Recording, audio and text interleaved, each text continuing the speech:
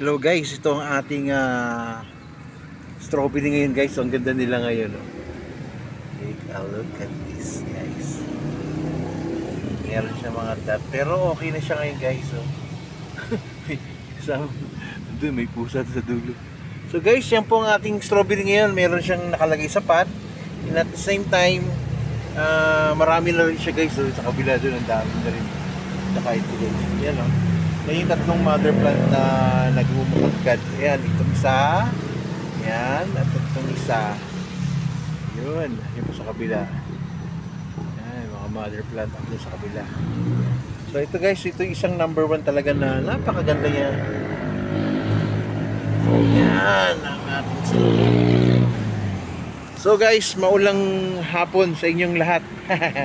Hello dyan sa ating mga nanonood at ating patuloy na pinag-aaralan at patuloy nating inaaral ang ating strawberry guys. So, ayun ay nakarang Sabado hindi natin tayo nakapag-vlog kasi nga masyadong ulan ngayon, umuulan pa rin. So guys, so maganda ang resulta. Kaya lang, kung nakita nyo sana yung umuulan siya guys na ano siya, makikita nyo yung umaagos na kay tubig. Siya po pala na maganda sa strawberry na kailangan naka ano siya guys, yung naka-elevate po siya. So, kailangan may drainage siya kasi pagka hindi siya madalang drainage, magkakaroon siya at maaari po siyang manilaw at mamatay kasi ugat niya po nabababad sa tubig. Ayaw rin po ni... So, yun po isang healthcare tips din po sa ating strawberry na sa propagation, kailangan wag pong nabababad. Kaya po naka-elevate po yung ating strawberry. Ibig sabihin yung plat niya medyo mataas ng konti. Mga isang tangkal ang taas niya para... Saka umaagos po yung tubig. Katulad dito guys, so papakita ko sa inyo yung ginawa kong drainage sa ating strawberry. Ayan guys, ayan, so yan o, yung part na yan, ayan po yung pinaka-kanal niya. O, ayan o. Yan, hanggang sa dulo. Kanal po yan guys. So yan po yung strawberry. Pagka may ulan po, malakas yung ulan, umaagos po yung tubig niya dyan. So yan po ang purpose niya, kaya dapat meron naka-elevate po yung ating strawberry. Kasi pag nag-stay po yung tubig, medyo delikado po. Baka pwede nyo ikamatay ng ating mga strawberry. Meron po isang nag-comment na hindi ko daw nalinisan, sorry. Kasi ito ngayon, nalinisan na namin, nakalinisan ko nung Monday, walang pasok.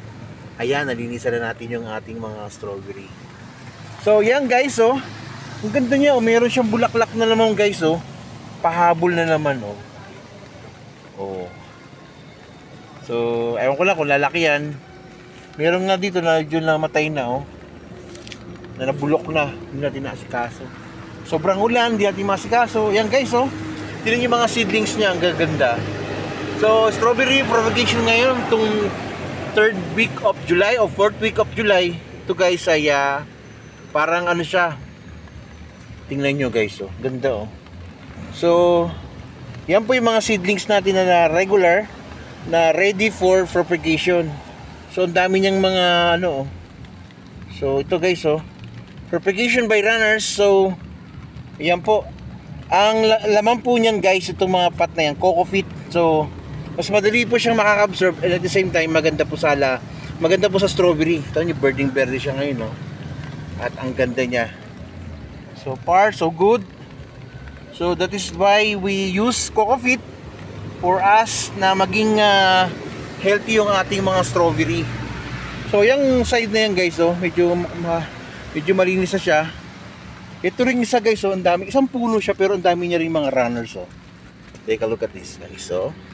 Runners itself. So ang ganda ng ulan niya, basang-basa ang ulan. Ang basa silang ulan hanggang dun sa dulo guys, oh. Yan, oh. Yan yung mga ano natin. Yung aking mga alaga, sumasama rin sa akin. Binabantayan ako niyan. Pag gabi pinupunta ko pa itong strawberry. Sumasama sa akin yung mga... So guys, ang ganda nila, oh. So nawala yung dot niya dahil matabang lupa ang ating nilagay, yung ating coco fit guys, oh. Yan. So yun, silipin natin yung dulo. Nalinis na rin po. So yung tatlong ano yan ang gaganda nila talaga guys. So yan, ito pa isang ano, isang sama nila, oh. Marami ring anak siya. So ito, oh, kabila. Okay, so yan, oh. So ang dami niyang mga runners na ready for propagation. So yan guys, oh. Oh, di ba? Ang gaganda nila. Ayan. So sumusuli-suli sila ngayon. Hanggang dun sa pababa. Kabilang side. Oh, yan. So marami-rami nating strawberry. Yan. Po ang ating strawberry. Ito rin siya guys, so marami rin siyang mga runners. So yung mga runners na iba dito guys, nailipat na namin sa kabila. Ayan, oh, may mga bagong mga ano guys. So yan, oh. Gando sa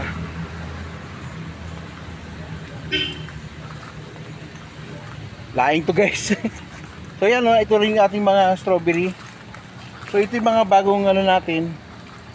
So yun, ayan po yung mga strawberry na ano, hindi garang nalinis sa gilid. Mga ready for propagation na rin. So ito guys yung mga bago naming lipat, oh. Oh yan. Ito guys para pag nabulok yan, nagiging fertilizer. Kaya lang hindi nalalanta eh. Oh, yan yung bago namin lipat ngayon. Medyo di makita pero yan. Yan po yung bago naming lipat na strawberry. So hindi medyo ano siya kaya, nagre-recover pa lang siya. Nating side na to. Oh yan guys. Oh. Parang hindi siya parang ang konti niya tingnan pero ito ka natin. Oh ayan oh. Ayan, hanggang sa ayan. Yung mahaba-habang plant. So guys, ang ating strawberry ngayon update. So dito sa susunod itong ating tututukan lilinisan. Dito sa kabila nalinisan na natin. Itong side naman ito sa dulo, nandun tayo kanina sa dulo. Ito naman ngayon yung side na to. So medyo madadilaw-dilaw. May naninilaw na. Siguro nga na. Okay. So guys, thank you for watching guys. I hope you like my video guys. So please like and comment to my video. Thank you for watching guys. Maulang hapon.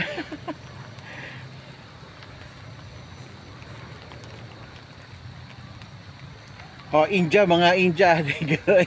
India, Cambodia, Thailand, Laos. Marami pong ating mga nanonood dyan sa